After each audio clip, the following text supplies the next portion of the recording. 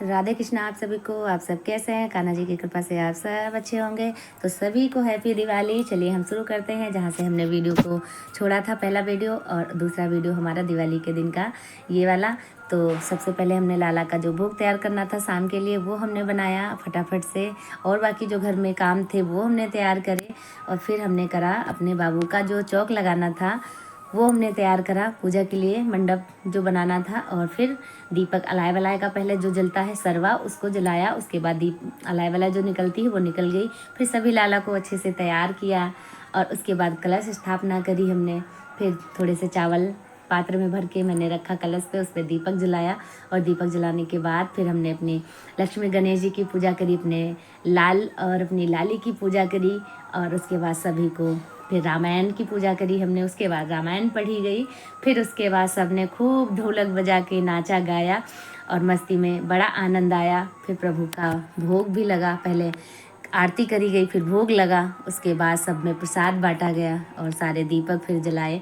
तो चलिए लाला ने आज बड़ी कृपा करी और पूरे दिन मतलब पता भी नहीं चला, इतने अच्छे से गुजर गया। और सब ने खूब आनंद से उनकी कृपा से दिवाली का महोत्सव बड़े अच्छे से मनाया।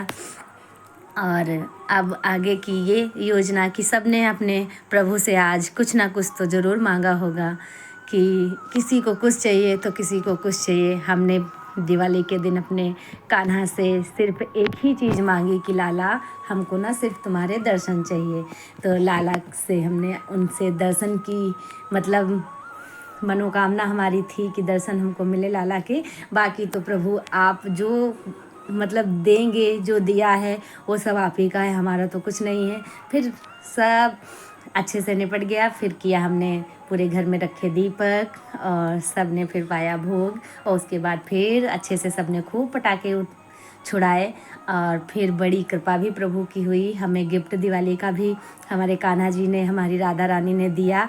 और वो गिफ्ट क्या दिया है हमारी राधा रानी ने वो हम अगले वीडियो में आपको ज़रूर बताएंगे और दिखाएंगे भी, क्योंकि उन्होंने मतलब सामने से हमको दिया है, 24 घंटे भी नहीं लगे उन्होंने हमें दिया है। और फिर लाला का हमने शाम को लगाया भोग।